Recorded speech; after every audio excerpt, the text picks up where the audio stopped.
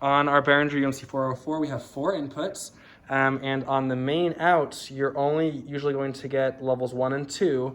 You will only get levels 1 and 2, and you can adjust the volume on that right here.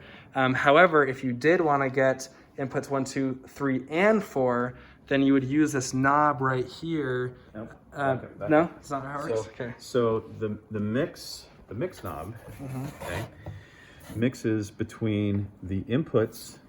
All 4 of these inputs mixed together, and that summation is when you turn the mix knob all the way to the left.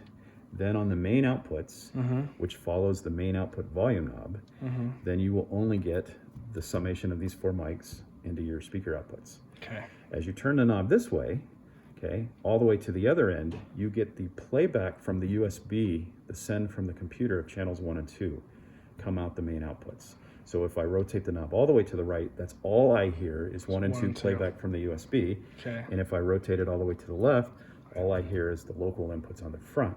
If I put it anywhere in between, it's a balance between the two.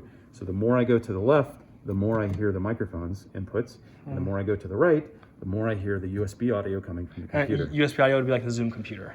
Well, it's whatever you assign to channels 1 and 2 through software. Okay. So there's 4 channels on the USB that come into this box. So this knob gives, if you rotate this knob fully to the right, then the outputs on the back, these will only be channels 1 and 2 from the USB and nothing else, and they follow the volume knob.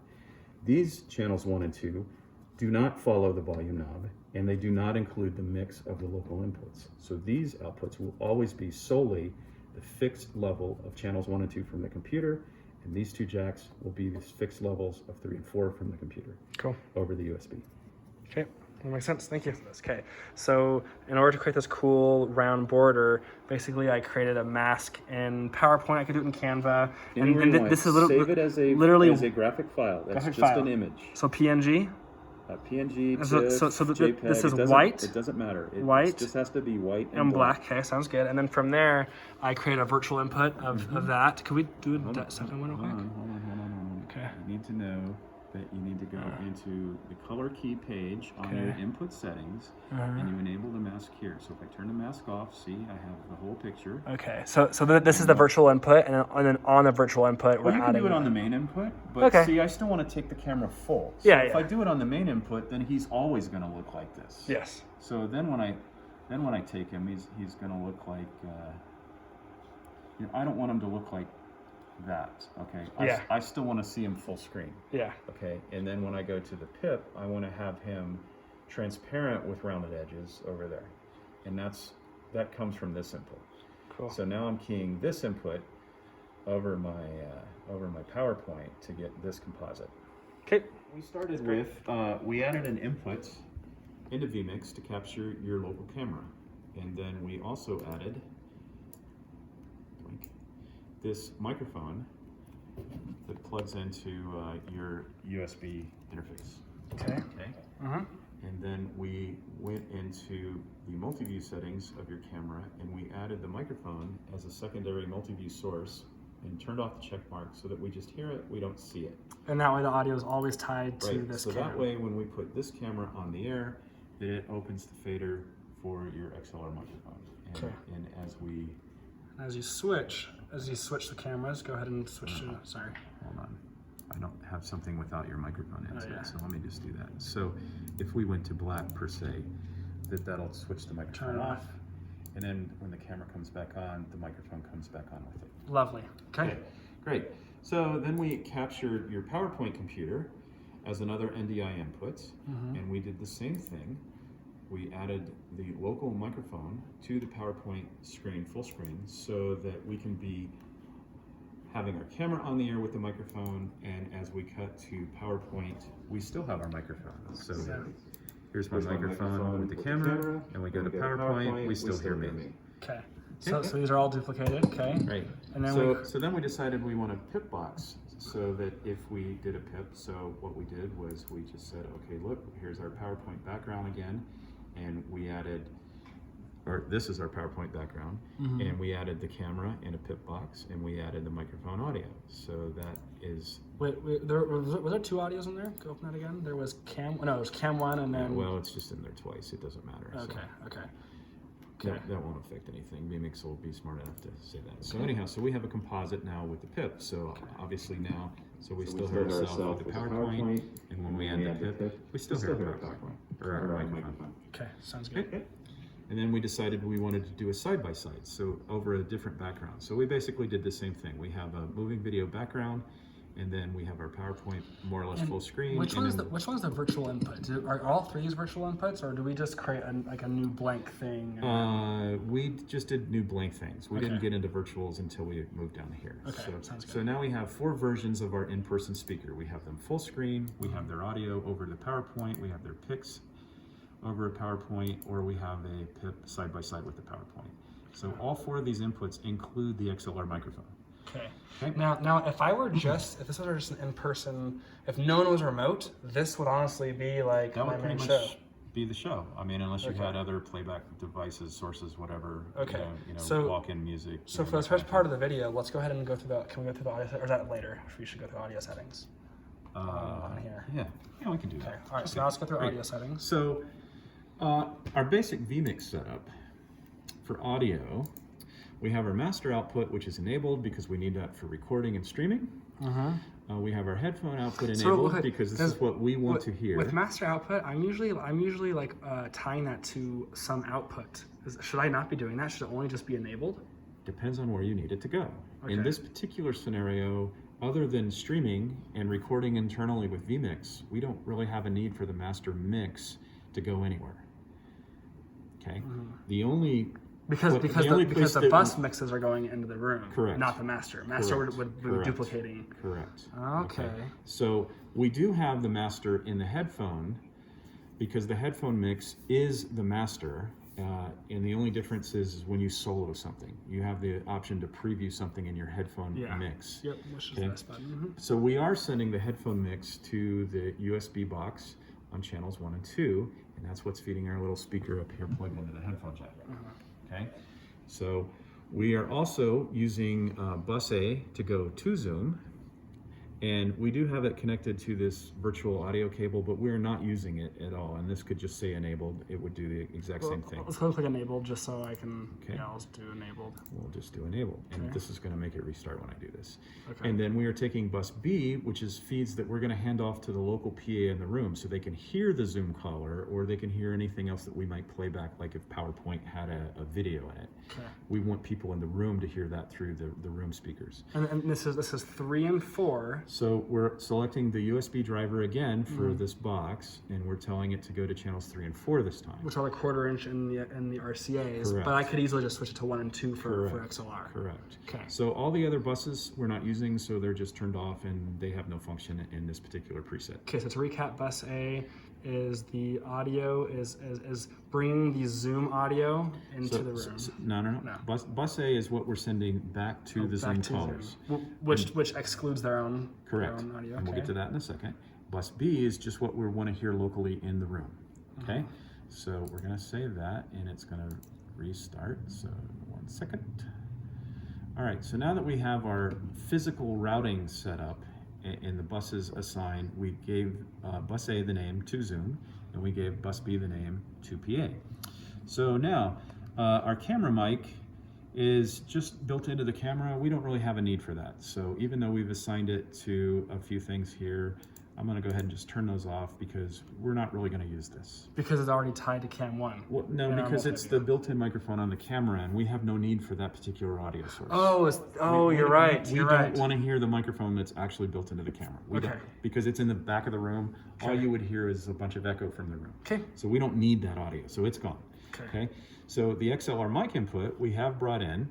That's this little input here, and we did this by going into audio input, and then we chose the USB driver, and then we said we just want input 1 as a So mono source. whenever I use this, I'm always clicking the USB driver. I'm not, so do the drop down, you see how it gives me like other... So there are 2 different ways that you can do audio in Windows. You can do the Windows way, which are these 3 things, which are only ever stereo pairs. Okay. Or you can do the USB ASIO way, which is A, less latency, and B, has a lot more options. You can adjust, or you can access each individual source not have to be stuck with a stereo pair. Because if you take this, you get inputs 1 and 2. Well, 1 goes to the left side, 2 goes to the right side. We don't have anything plugged into 2. So our one microphone would just be in left speakers, and that's no good. We want it in both speakers. Excellent. Okay. So by doing this and choosing, whoops, I did that. Okay. So USB driver and choosing channel 1 only, this creates a mono source and Bob's your uncle. Okay, so we have that here in this input, and since it's just audio, we'll collapse this because we don't need to see it. There's nothing to see. Okay, so over here on that microphone, we do want that, we want everything in the show to be included in the master bus. So anything that's going to make noise needs to be on the master to be included in the streaming output to the world, and all of our local recordings that include the entire show. Okay. The A bus goes to Zoom. So everything should also assign to the A bus except for Zoom itself, because you don't want to send the Zoom audio back into Zoom. Yeah, because A is to Zoom, so everything is going. Yep. So we want to send our local mic to Zoom. We want to send our PowerPoint audio to Zoom, and we want to send. That's the background video. We don't need that at all. So we can actually. That's the background video. Right. So we don't need that audio either. And then here's our actual Zoom computer. Okay, so everybody's on A except for Zoom is not on A. Okay, so when somebody speaks on Zoom, they will make it into the main show recording and the stream that goes out to the non-participating audience. And it'll also go to the PA speakers in the room, so people in the room can hear the Zoom caller speak. Excellent. Now how do I control the volume of the in-room, the XLR out? Okay, so that feed just goes to the PA. So if it's just you and a speaker, your speaker has a volume control on it, you would do your adjustment there. Okay. Now, if that's the only thing that you have in the room, you could adjust the volume here as a convenience feature. But that's kind of a hack. But is that going to change the volume? Okay, so part 2 of this video, we just finished talking about all these audio buses, and so basically what we're talking about is how these audio buses. So I could control this right here. Could control the master out of my UMC. So if your speakers were the only thing that bus B was feeding, yes, you could use this as a convenience volume control. But that's kind of a hack in my opinion. And you're either handing this off to a real PA company who's got their own fader. So they should be doing it. And they'll be writing the volume in the room. Okay. Or you can go over to your speaker and set the volume on the speaker itself. Okay, cool. Okay. So there you go. So this is to the stream, this is to Zoom, this is to the PA, and these are all the assignments that make everybody happy. Okay. Okay, so we just covered the in-person. So let's pick this up. So we did in-person, full screen with PowerPoint in a box in a side-by-side. So what happens when the presenter is on Zoom and remote? So we want to basically duplicate these 4 inputs. Okay, so we duplicated a full screen version of Zoom. And we brought that in via NDI. Correct. We're capturing the Zoom computer NDI and we're sending NDI back to Zoom so that the people on Zoom see our Vmix output and they hear this A bus audio, which is everything in the show, except for the Zoom caller themselves. Okay. And then, we didn't need to do any audio on this, any multi-view layers. These are all turned off because Zoom comes with its own audio, which is this fader right here, which goes to the main bus and the PA bus. And on my Zoom computer, am I just using NDI screen capture? Or we are capturing the caller and what you see on the screen. We're using screen capture to capture what comes out of Zoom to us, along with the audio, and that comes into the computer as an NDI source. Screen capture is coming in. Correct. Okay. So we would go into our input selections, and we would say NDI sources, and then you just have to figure out, okay, which one of these computers is. And I can rename Zoom. my computers, which I am going to do. Right, and if this computer said Zoom, we'd know that that's really the one right there. So you select that, and then that puts this video into an input here for pictures, and then added us a fader over here for sound. Okay. All right, so then we've duplicated our PowerPoint from above, and the only difference is it's the same PowerPoint video, which by the way, we are also capturing with NDI screen capture out of the PowerPoint computer, and it's same way. So we go into this input and we say change, and we want an NDI source, and we just come down here till we find the PowerPoint computer, which is the MSI. So that is the PowerPoint computer. Okay, so that's our input, and then we've gone into the multi-view and we've added an audio. So now we've taken the audio from the Zoom call machine this time, okay, and turned off the check mark because we don't want to see it, we just want to hear it. So now that when we go Zoom full screen, we hear audio from Zoom. And then when we go to this PowerPoint, we will now hear the Zoom audio with the PowerPoint slides. And then we did the same thing yet again down here on this input, that we have the PowerPoint full screen, we have the Zoom in a pip box, and then of course the audio follows with it as well. So now we have this. So on this input, if we had checked the box next to Zoom, we'd see it. Then I'd see it. Okay. See it. I don't want to see it, I just want to hear it. Okay. I want PowerPoint to be the full screen, full Monty right there. Roger. Okay, but now we have a pip, so now I do want to see it on this one. And we've squished the video down into the corner. Yep. And then we've done the same thing again, but now we've put both boxes over a background, and we've changed the shape and layout of the boxes so that the PowerPoint is full screen here, and then we've done a vertical crop over the Zoom video there. Cool. But again, we have PowerPoint video, Zoom video, and of course Zoom audio. And if there's any audio on the PowerPoints, like if you have any video playbacks, then because the video is in the picture, the audio will be. This says PowerPoint with XLR, is that correct? That's because I did a virtual input and we didn't change the name. Okay, so can we change it real quick just so we have this? Well, no, because that's... I guess we can do it after the recording. Well, actually, because that's the name of this input. Okay. So this is where the actual video from PowerPoint comes from. We changed the name because we did add XLR to this particular input. So it's this video that we're taking. Had I made this just a PowerPoint with no audio and then we did a virtual and called it XLR, then we could change the name, but we want to leave the name for this particular use. Okay, so when we go into this virtual input though, go ahead and click on that and go into multi-view. So are we going to get audio from the in-person? No, because you're only getting audio from this source, this original source. This source does not include the multi-view audio. Okay, and to wit, so if I put this one on the air, and I say, okay, there we hear a microphone. And if I put this one on the air, that's that one. Now we don't hear my microphone. And then if I put this one on the air, even though it says that it's PowerPoint with XLR, I do hear it. Yes, yeah. Oh, well then, okay, so we've made a mistake and we need to change that. So that's what we would do, was we would say, okay, there's no audio here anymore. Well, how about, should we duplicate this so we have a separate PowerPoint to use? Well, no, hold on. That's what we're going to do. So this is just PowerPoint by itself now, okay? Okay. And then we're going to create a virtual input down here. And we're going to move this up to number 3. Oh, I didn't know you could right-click and move it to a specific spot. That's cool. So, oops, sorry, I meant number 4. Okay, so we're going to collapse that one now. And we're going to go into here, and this is now going to say with XLR. Good point about that. I was a little off in what I said, and let's go to multi-view and turn this off and put our XLR. I can't read this. I'm too close. XLR 2. Yeah. There we go.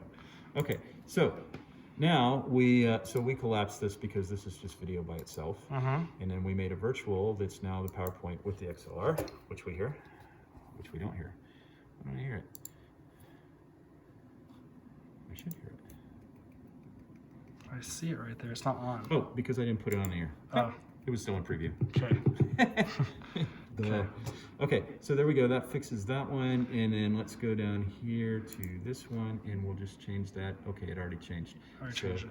So now we need to change the in-person ones. When we put this one on the air, now we no longer hear a microphone. Okay, so that fixed that problem. Sorry, so now we need to change the PowerPoint layer for these two, because well, it should follow, because that's why I changed the first one. So the cool thing about Vmix is it knew the input 3 was here, so it kept it. So now so everything's already changed. Okay, right. Cool. So and if I look at this one, that should be PowerPoint by itself. Cool.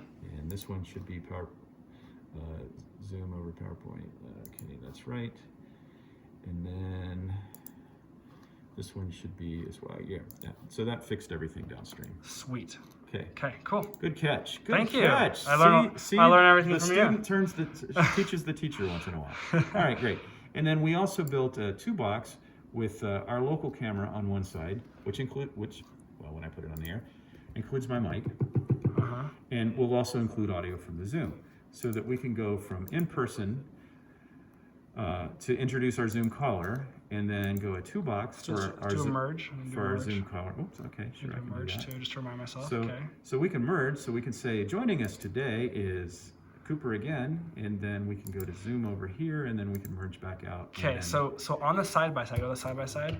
When we do the side-by-side, how do I make sure that, you know, let's see, zoom audio is going to master, and then... this routing will never change, Okay. because zoom will never want to go back to zoom, okay? And it'll always want to go to the stream, and it'll always want to go to the room. Same with your microphone. It'll always want to go to the stream, it'll always want to go to the zoom. We don't want to hear that in the room. There should be another way to feed that to the room directly, because if you take this to the room, this is going to have delay. Okay. So, we talked about splitting the microphone before it comes into Vmix to get into the PA locally. So already at this point, how I have it set up, I can bring the audio out of output 1 and 2 on the back, and it's now going to give me the Zoom caller's audio in the room. Output 3 and 4 on the back. Output 3 and 4. So don't forget, we sent the headphone output to 1 and 2, and we sent the B bus to 3 and 4.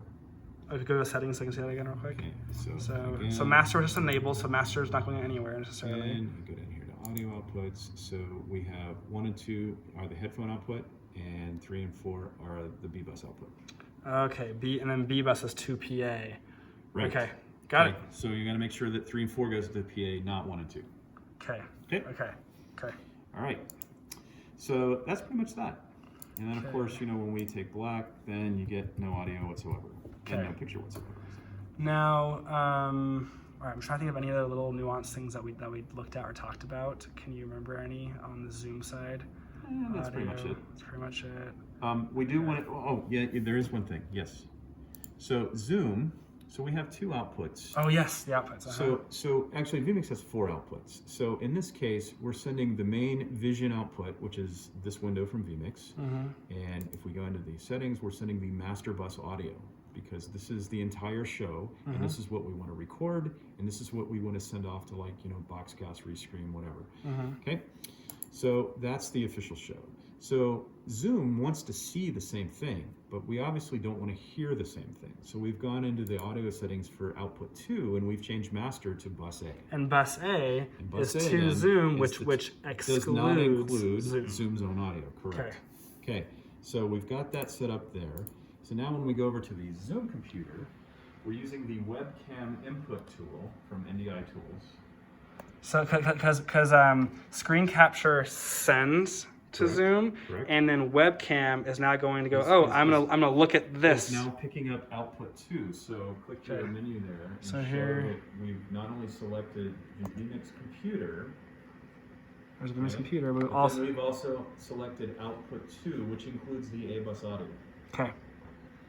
Which includes A bus audio. So for audio, and then for microphone, I did select line NewTek NDI audio. So I do have to. That's a second step. Right. And then speakers. Go into both of your settings. Go into the video and the audio settings, just to document that. So in the audio, we still want the audio playback from Zoom to hit the local speakers, because that's where screen capture picks it up to send to Vmix.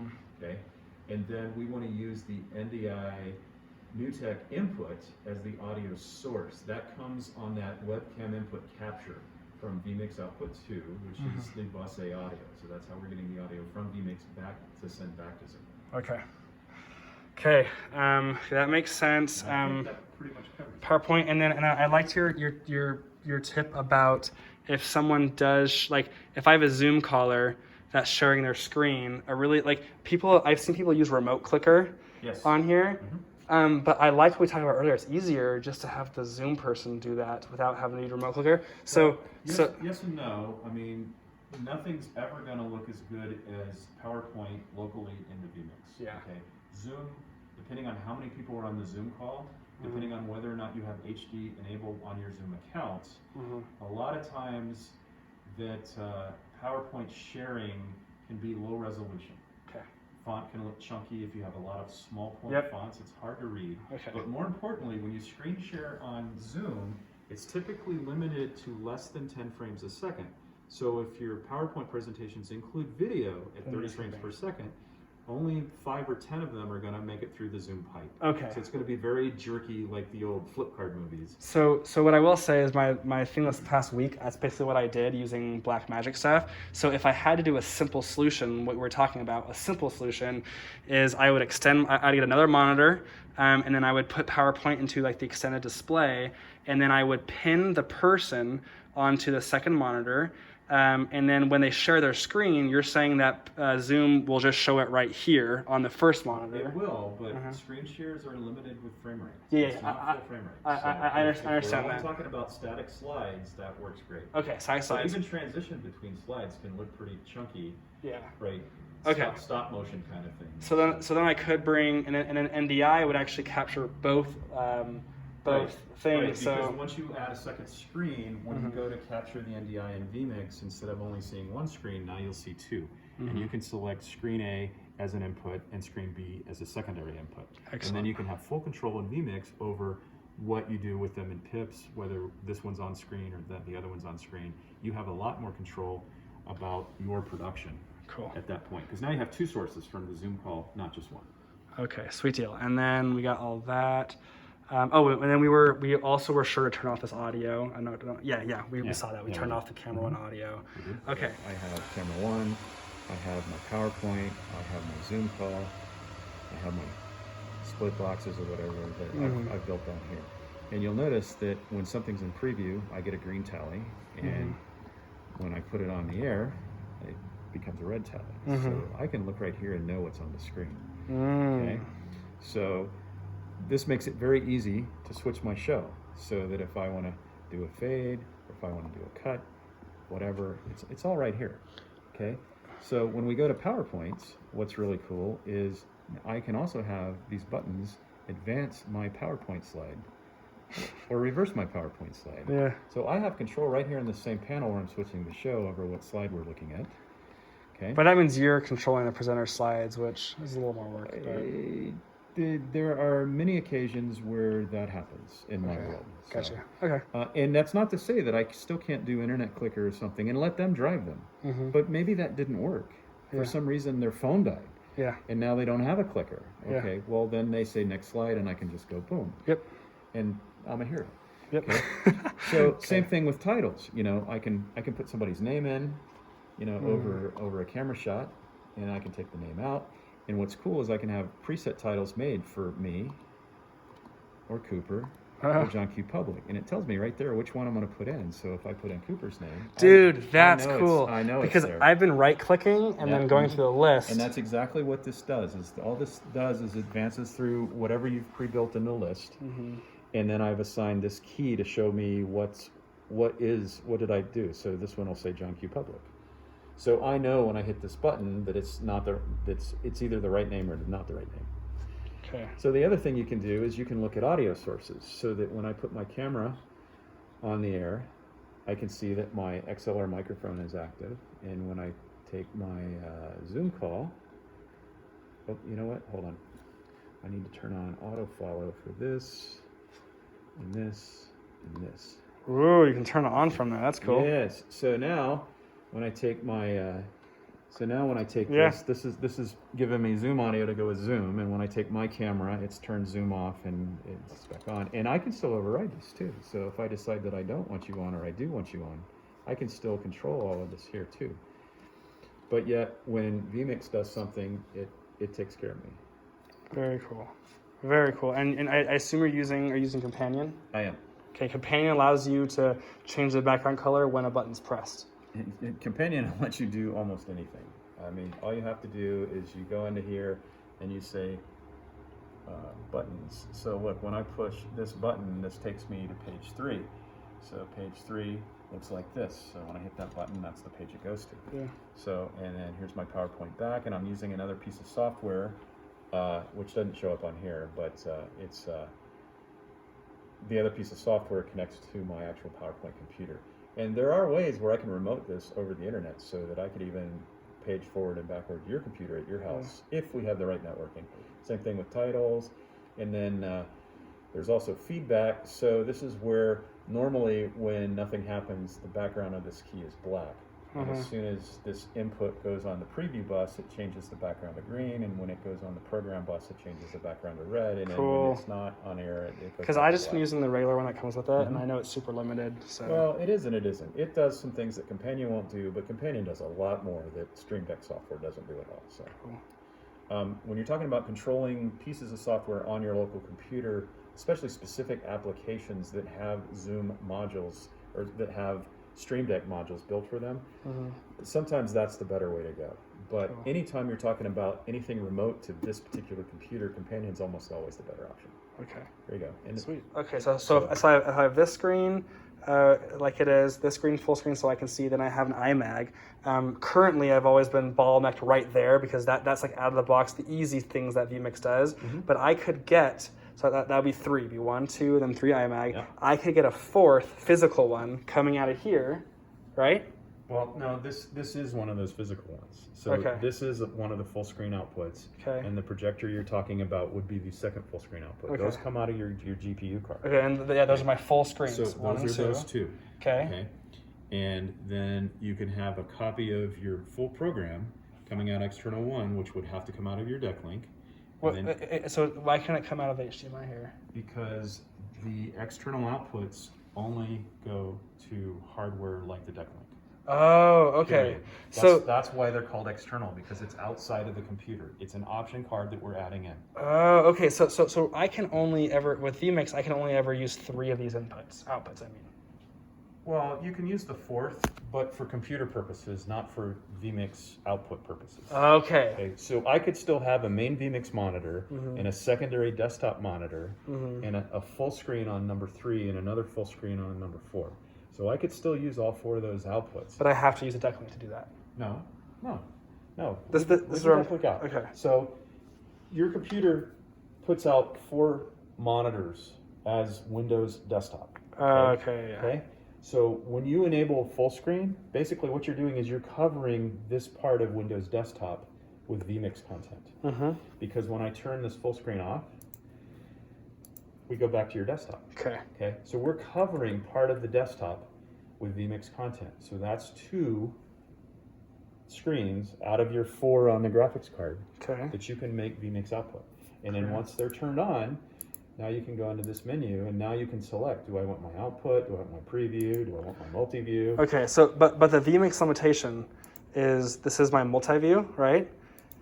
It can do multi-view plus it can do No. 2 more, and that's it. This is, no, because this is just a program, okay? This is running on your Windows desktop, Okay. okay? You can put this anywhere you want. So if I turn full screen off, Mm-hmm. I can put this over here if I want. Okay. And I can run that on this monitor.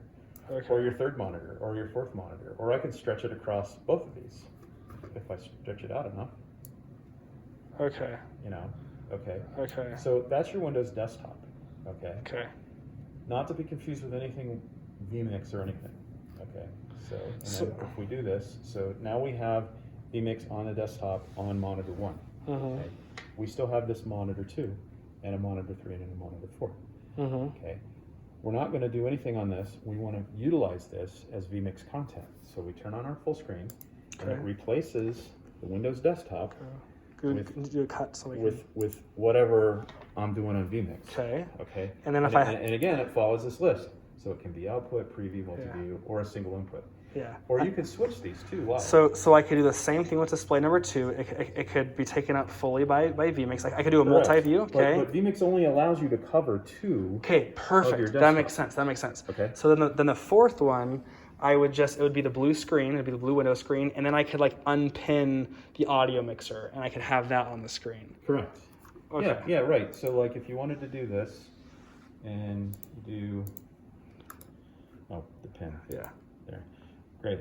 And then I can move this over here. Okay, and that's how I'd utilize my 4th screen. So now I can have audio over here and have more real estate for inputs over here. Okay. And then I could still have full screen going to screen 3 and full screen going to screen 4.